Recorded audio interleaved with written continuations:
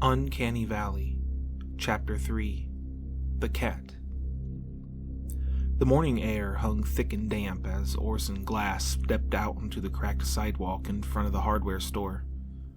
The town stretched before him in eerie silence, the sky a washed-out gray, a colorless dome pressing low over the rooftops. The streets were mostly empty save for a few distant figures moving with an unnatural stillness, their heads bowed, their paces slow. It was the kind of silence that felt deliberate, like the town itself was listening. Orson exhaled, adjusting his coat against the lingering chill. Last night had been unsettling. The mirror, the reflection, just a trick of the mind, he told himself. He told himself the same about the butcher, just a consequence of exhaustion.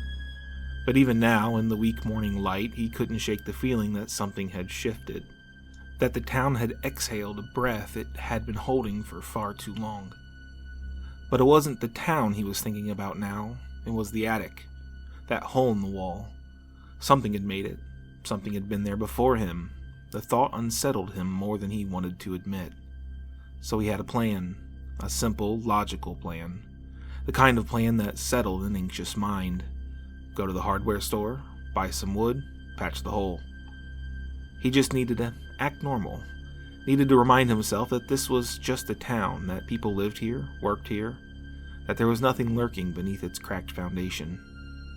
And yet, as he walked up to the store, he couldn't shake the feeling that the moment he had stepped out of his house this morning, the town had noticed. The hardware store sat at the edge of the main road, a squat, windowless structure with a faded sign that read, Reed & Sons General Repairs. The paint had begun to peel from the wooden siding, curling at the edges like paper left too long in the sun. The door, an old-fashioned thing with a brass handle, stood slightly ajar as though waiting for him.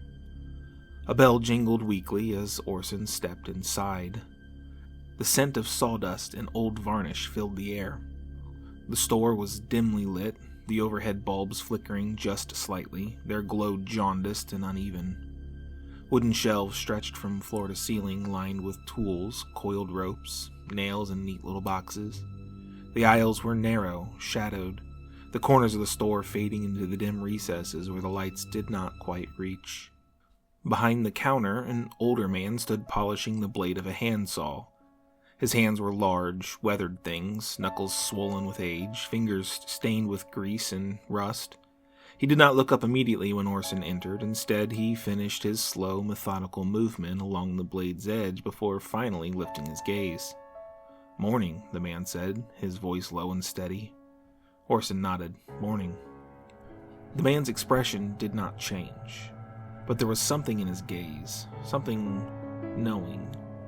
His eyes were the color of river stones, flat and depthless, reflecting nothing. He did not ask Orson what he needed, did not offer the usual casual greeting of a shopkeeper. He simply stood there, waiting. Orson cleared his throat. I need some wood planks. Something sturdy. There's a hole in my attic wall that I need to patch up." The old man's lips barely moved when he spoke. "Hole, huh?" Orson nodded. "Yeah, not sure how it got there. Could be animals, I guess." The man sat down the saw, wiping his hands on a rag that was already stained with something dark. He turned, disappearing behind the counter, the sound of his footsteps dull against the wooden floor. Orson exhaled, rolling his shoulders, forcing himself to ignore the way the air in the shop felt thick and unmoving. His eyes drifted around the store. Something felt off. It wasn't anything obvious. The shelves were stocked, the tools neatly arranged, but something about the way everything was placed. It was too perfect. The nails, the screws, the planks of wood, each lined up with meticulous precision, as though they had never been touched, never been used. Orson ran a hand along one of the shelves. The wood was smooth beneath his fingers. But there was no dust, no sign of age or wear. It was as if everything in this store had been set here all at once, as if it had never changed.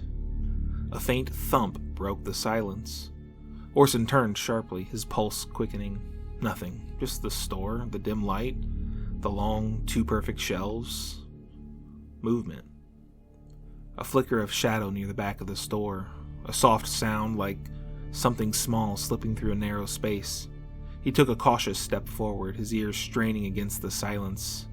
Another thump. Louder this time, closer. Orson's breath caught in his throat. His fingers curled into his palm. Then, with a sharp clatter, something tumbled from one of the shelves, knocking against the floorboards. Orson jerked back, his heart slamming against his ribs. A long moment of silence.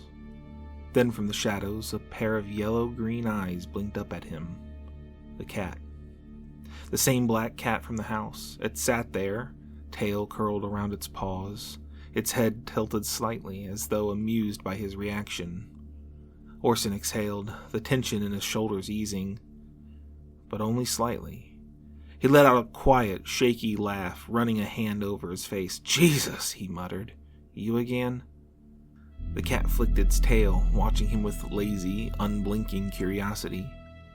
Then, without a sound, it turned and slipped into the darkness between the shelves. Orson hesitated. Then, almost without thinking, he followed. He rounded the last aisle, stepping into the dim recesses of the store, the overhead light struggling to reach the farthest corner. The cat was already ahead, weaving through the clutter, moving with an unnatural grace. Then it stopped, sat perfectly still, and Orson saw what it was looking at. Another hole. A small, ragged opening in the wooden wall near the floorboards, just big enough for the cat to squeeze through. The edges were splintered, gnawed, almost identical to the one in his attic. A breath of cold air whispered through the hole, carrying with it the faintest scent of something wrong. Damp earth, rusted metal, something faintly sweet, like decayed fruit. The cat turned back to Orson, its eyes gleaming in the dim light. Then, without hesitation, it slipped inside. Orson swallowed, his throat dry. He stared at the hole, at the dark space beyond. Then, slowly, carefully, he knelt and peered inside. Orson leaned closer. Nothing. Only darkness, deep, absolute, and somehow expectant. His pulse ticked faster. Something about that black void unsettled him in a way that he couldn't quite explain. It wasn't just a hole, it felt like an absence. A space where something should be, a wound in the store itself. A faint scuff of movement startled him. He strained his eyes and caught the flick of the black cat's tail as it disappeared completely into the shadows beyond. Orson let out a breath he hadn't realized he was holding. The cat seemed perfectly at ease. If it wasn't afraid, why should he be? Still, he didn't linger. He picked up the planks and nails he needed, balancing them in his arms as he made his way back to the front of the store. As he rounded the shelves and stepped toward the counter, he opened his mouth to speak, and stopped short. The man behind the counter was different. Orson blinked, his brain struggling to catch up. The change wasn't drastic, just wrong. The shopkeeper was still an older man, still weathered, still in his dusty overalls, but his face was subtly different. His hair, which had been thinning and gray, was now fuller, darker at the roots. His nose was a different shape. His fingers, now slenderer, lacked the grease stains from before. The man looked up. His expression was unreadable. "Find everything you need?" Orson hesitated, feeling the weight of his own voice before speaking. Yeah, just, what happened to the other guy?" The shopkeeper's gaze didn't waver. "What other guy?" "The one who was here when I came in." The man tilted his head ever so slightly. "I'm the only one working today." Orson let out a short, awkward laugh. "Well, either someone's impersonating you or I'm losing my mind." The shopkeeper did not laugh. The silence stretched too long. Orson cleared his throat. "Actually, before I check out, can I use your restroom?" The man nodded once and reached under the counter, retrieving a key on a long, battered key ring. Attached to it was a small flashlight, its plastic casing worn and smooth with age. The shopkeeper placed it on the counter. "You'll need this." The restroom door was old, its wood warped and stained with time. The key slid in easily, the lock clicking open with a reluctant shudder. Inside, the air was thick with dampness, carrying the faint stench of mildew. A single fluorescent light flickered weakly overhead. He entered a stall, the door creaking on rusted hinges. The moment he sat down, the light above him buzzed once and went out. Darkness swallowed the room whole. Orson inhaled sharply, heart hammering against his ribs. The only sound was his own breath. He fumbled in his pocket, fingers clumsy, before finding the flashlight attached to the key. He clicked it on and froze. The stall was covered in writing. Every inch of the walls, every tile, every surface had been scrawled with words, thick, frantic, gouged deep into the material as though the writer had scratched them in with their nails. Some phrases repeated over and over. "The cat knows. Don't follow it. You're not the first Orson Glass. It watches, it waits, it watches, it waits. Don't look in the holes." Beneath the words, crude sketches lined the walls, dozens, maybe hundreds, all in the same jagged, feverish hand. They were all the same thing, the black cat. Over and over, its yellow-green eyes stared from the walls, its form shifting in unnatural ways. Some images showed it with too many legs, others with its mouth wide, impossibly wide, stretching into something that wasn't quite a grin. Orson's breath came fast, his fingers tightened around the flashlight. The lights buzzed back on. The stall was clean. Not a single word, not a single drawing. The walls were plain, empty, no scratches, no writing, no cat. Orson sat there, unmoving, his heartbeat pounding in his skull. It wasn't real. It couldn't have been real. After a long moment, he forced himself to move. He stood, washed his hands, and stared at himself in the grimy mirror. His reflection looked off, hollow, the same way it had in his bedroom last night. He turned away before he could examine it further. The moment he stepped back into the store, he felt it again, that shift, that wrongness. He approached the counter quickly, not wanting to linger. The shopkeeper stood waiting, hands resting on the counter, but he was different again. Not by much, but enough. The lines in his face had shifted, his eyes were a different shade, his knuckles bore new scars that hadn't been there minutes before. Orson felt his stomach drop.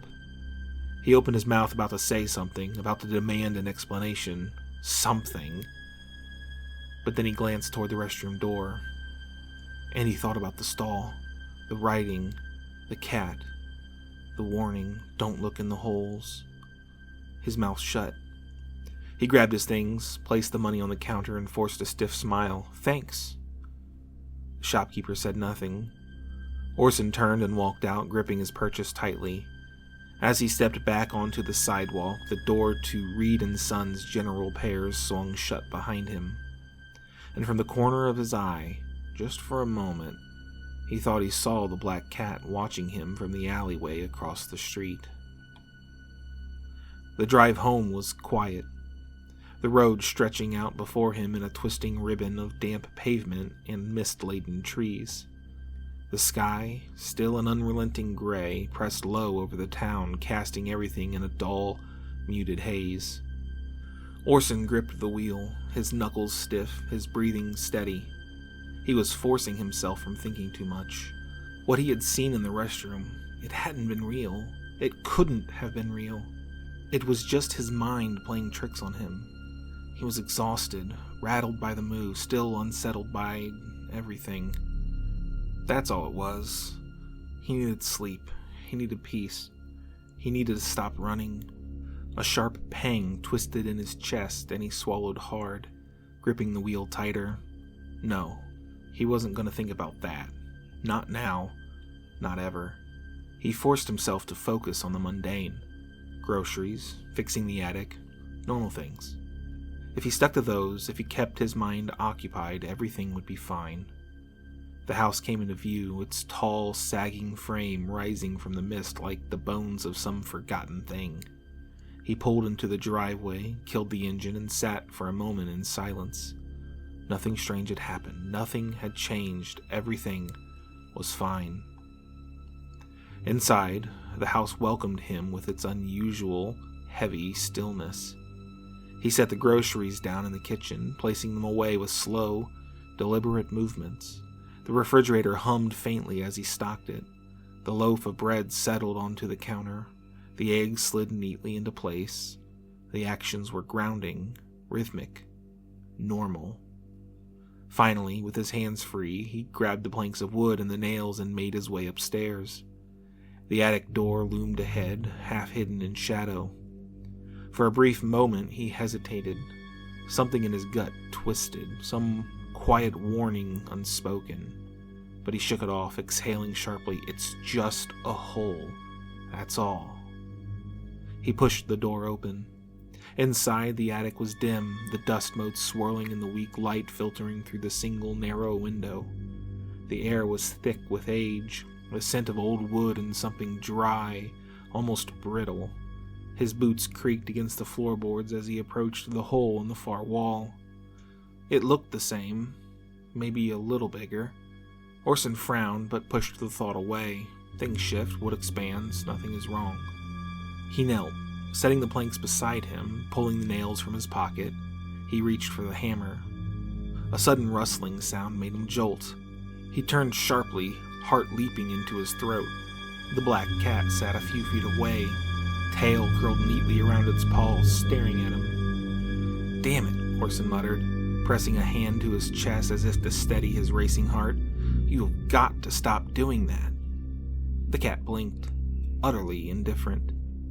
Then, slowly, it stood and padded toward the door. It stopped just before the threshold, looking back at him. Orson narrowed his eyes. What? What now? The cat flicked its tail. Then it moved again, slipping through the open door, its paws silent against the wooden floor. Orson exhaled. No, he wasn't doing this. He had work to do. But then, he heard it. Music. Faint. Distant. A slow, delicate melody warbling through the house like a memory long forgotten. Orson stiffened. The music was coming from somewhere downstairs. His gaze flicked toward the cat, which had stopped a few feet ahead, waiting for him.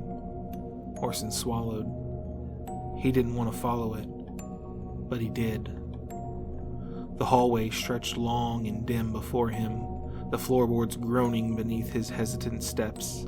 The cat led him with quiet confidence, its sleek form slipping through the shadows as if it had walked this path 1,000 times before. Then it stopped. It sat before a door. Orson stared. He was sure, absolutely sure, that this door hadn't been there before. His pulse quickened. The cat pawed at the wood, tail flicking as if urging him forward.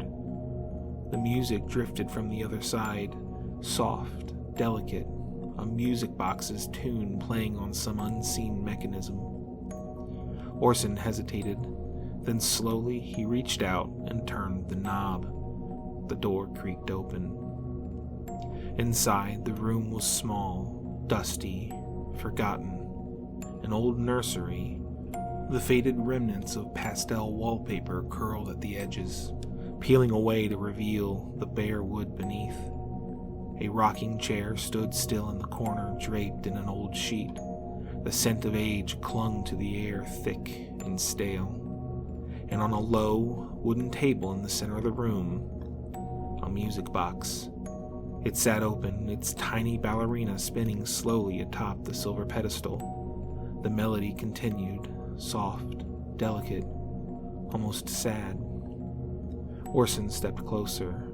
Something about the ballerina, something about her. His breath caught. He knew that face. The features, the delicate frame, the familiar tilt at the chin, the way the hair curled at the ends. It looks just like... No, it couldn't be.